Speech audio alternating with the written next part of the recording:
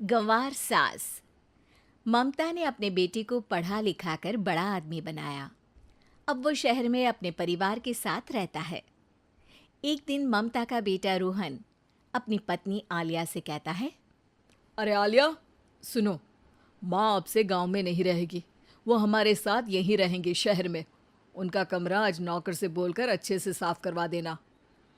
ओह, आज तो मेरी किटी पार्टी है, फिर मुझे जिम और फिर शॉपिंग। ठीक है, कल करवा दूंगी। अ, अच्छा, लेकिन माँ के सामने ये कपड़े नहीं चलेंगे। हाँ, तुम्हें साड़ी या सूट पहनना होगा। अरे बिल्कुल भी नहीं। मेरे मम्मी पापा ने इतना पैसा लगाकर शादी इसलिए नहीं की थी कि मैं अपनी मर्जी के कपड़े पहन ओढ़ भी ना सकूं। अरे चलो, गुस्सा मत हो, लेकिन कुछ दिन तो माँ की खुशी के लिए कर सकती हो ना।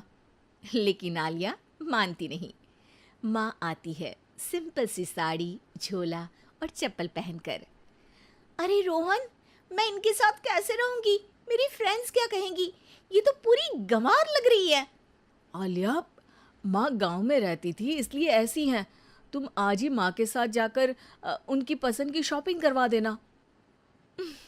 इनके साथ घर के अंदर रहना मुश्किल है, बाहर तो मैं कभी भी ना जाऊं। रोहन को आलिया पर गुस्सा आ जाता है। माँ, ओ माँ। हाँ बेटा। वो माँ को ले जाने के लिए उनका हाथ पकड़ता है कि अरे माँ, तेरे हाथ अभी तक इतने कड़े हैं, तूने इसका कोई इलाज नहीं किया? अरे बेटा, इसका कोई इलाज नहीं। वैसे भी मुझे कोई शर्म नहीं कि मेरे हाथ मुलायम नहीं है, क्योंकि इन्हीं हाथों से मेहनत कर मैंने तुझे बनाया है बेटा। अगले दिन। माँ, मैं ऑफिस जा रहा हूँ। कुछ लाना हो तो आलिया को बोलकर फ़ोन करवा देना। रोहन के जाने के बाद, आप ना आज कमरे में ही रहिएगा, घर में पार्टी है, मेरी सहेलियां आ रही हैं, मैं उन लोगों के सामने आपको नहीं ला सकती हूँ। ठीक है बहू, लेकिन तुम कहो तो मैं कुछ खाने को बना दूँ तुम लोगों की पार्टी के लिए। वो लोग सिर्फ कॉन्टिनेंटल या थाई फूड ही खाते हैं। कोई बात नहीं, कभी इंडियन खिलाने वाला कोई मिला नहीं होगा ना। मैं बनाकर कमरे में चली जाऊंगी। जैसे आपकी मर्जी। आलिया के घर उसकी दोस्त आती हैं, पार्टी होती है।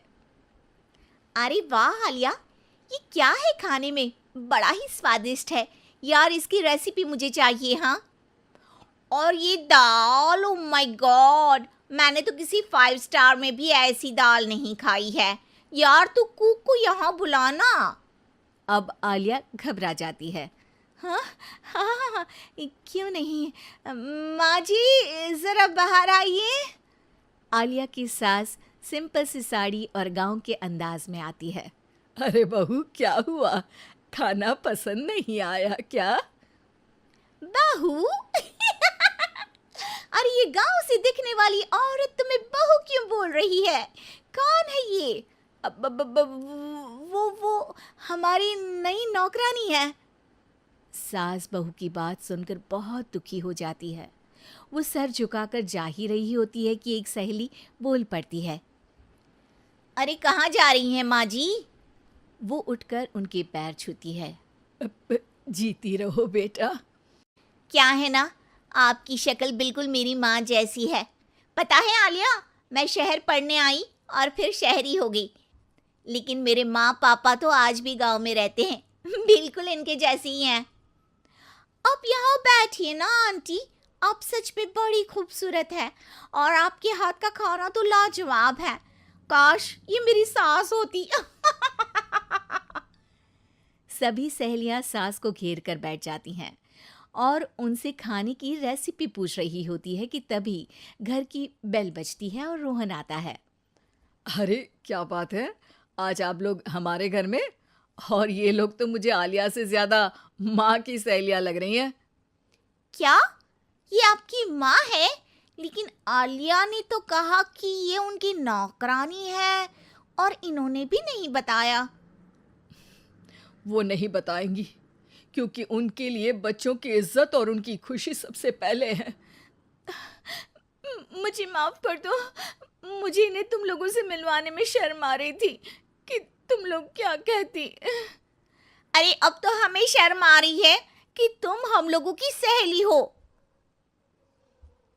हाँ, जो माँ जैसी सास को नौकरानी बोले वो हमारी सहेली नहीं हो सकती। ये बोलकर सभी वहां से जाने लगती है कि सास बोलती है, आलिया की तरफ से मैं तुम लोगों से माफ़ी मांगती हूँ। उसने जो कहा उसके लिए मैं उसे माफ़ करती हूँ। अब तुम लोग भी उसे माफ़ कर दो, क्योंकि अगर तुम लोगों ने उससे दोस्ती तोड़ी तो फिर मेरे हाथ का खाना कैसे खाओगी? नहीं नहीं आंटी, जरूर आएंगे, लेकिन अब आलिया की नहीं बल्कि आपकी सहेली बनकर।